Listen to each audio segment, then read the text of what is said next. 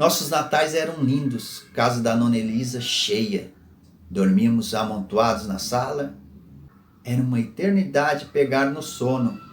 A ansiedade tomava conta da criançada.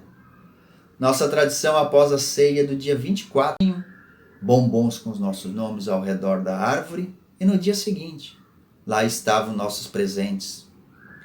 Os pratinhos vazios, apenas com os nomes. Imagine a festa.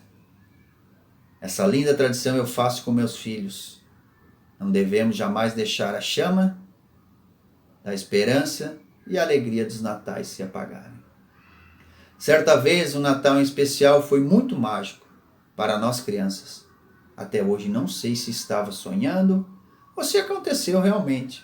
Estávamos todos reunidos na sala da casa da Nona Elisa e apareceu o Papai Noel na janela. Todas as crianças saíram em disparada atrás dele, mas até hoje não sabemos quem era e por onde escapou. Como num passe de mágica, ele sumiu. E eu e Fernanda temos certeza que era o tio Nem. Depois fomos crescendo e podemos fazer parte do amigo secreto. No primeiro ano as crianças foram separadas. Nos anos seguintes, todos juntos. Confesso que tinha uma invejinha do Jailson, primo mais velho, porque apenas ele podia brincar com os adultos. Quando eu tinha aproximadamente uns 13 anos, nossa vizinha Patrícia teve bebês gêmeas prematuras, Monique e Michele. Na parte da manhã, geralmente, eu ia ajudar a cuidar delas. Trocava fralda, dava mamadeira, brincava com elas, sem nenhum custo. Sabia que ela precisava de ajuda. Aliás, todos os vizinhos de alguma forma contribuíam. Às vezes conseguia acompanhar elas até a PAI, onde elas faziam fisioterapia. Aprendi muito com minhas pequenas. As guardo em meu coração como uma doce lembrança da minha vida. Felizmente, Michele, com 4 anos, teve uma convulsão muito forte e veio a falecer. Nessa fase estava fazendo 2º grau no Colégio Rainha do Mundo. Morava na casa da Nona Elisa para facilitar os estudos e não foi ao velório. De 14 a 17 anos, bons tempos, épocas de muitas festas e bailes. Aguardávamos ansiosos bailes na Associação CCU, localizada em Rio América Alto, com as bandas Matuso, Portal da Cor. Eram ótimos. Chamava a atenção das cidades vizinhas, lotava o salão, a galera toda a região vinha dançar, se divertir e encontrar os amigos.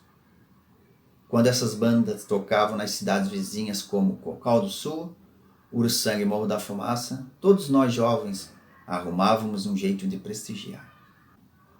Os bailes mais famosos do ano em Rio América eram as festas de São Jerônimo.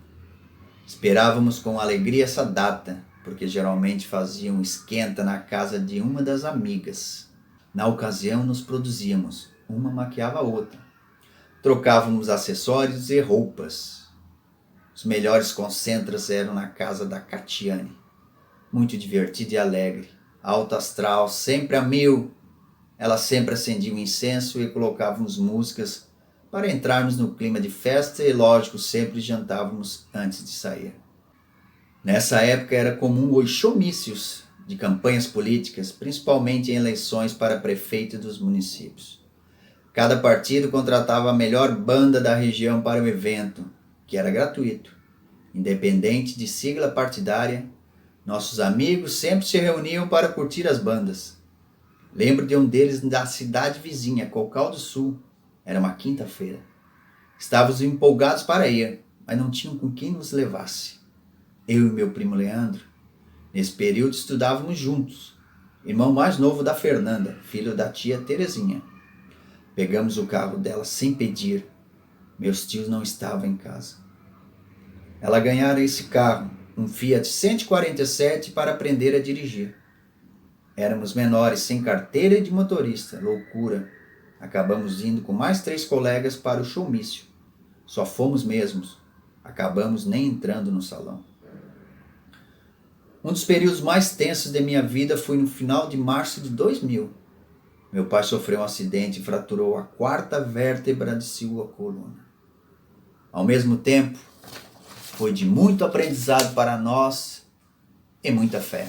Ao sair do trabalho, os funcionários da empresa iam na carroceria do caminhão. Embaixo deu uma lona. Nesse dia chovia muito e ele não percebeu que o caminhão estava pronto para sair. Quando o caminhão partiu, ele bateu a cabeça e caiu descosta. Pela graça de Deus, ficou consciente e pediu para que não o tocasse e chamasse o corpo de bombeiros.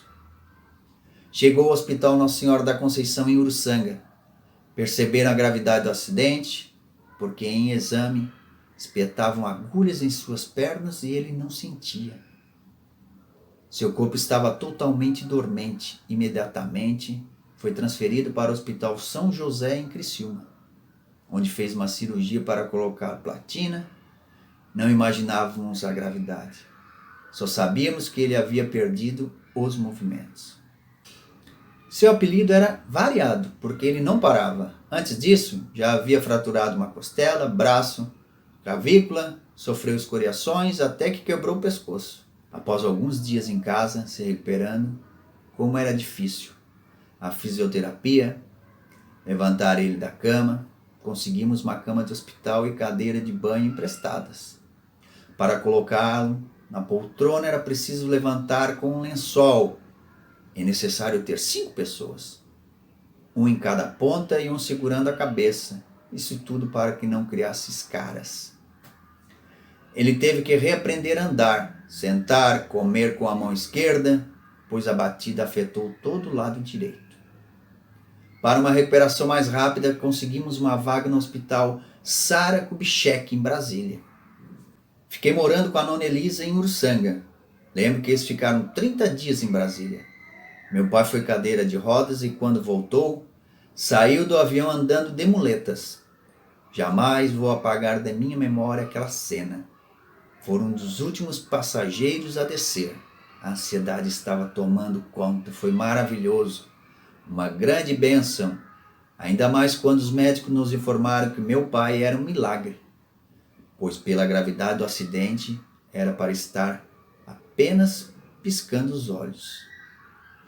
Cada dia venho me reinventando, me aperfeiçoando, buscando ser uma pessoa melhor, com muita fé e determinação. Desistir é uma palavra que não faz parte do meu vocabulário.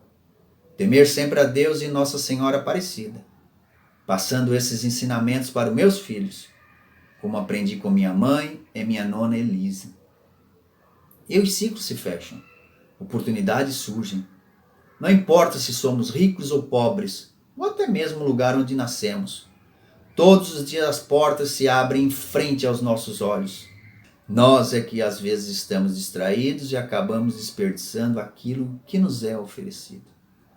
Existe sempre a possibilidade de encontrar novos caminhos, de escrever uma nova história, por mais improvável que isso possa parecer. Siga o seu coração quando não souber para onde ir e nunca perca sua fé.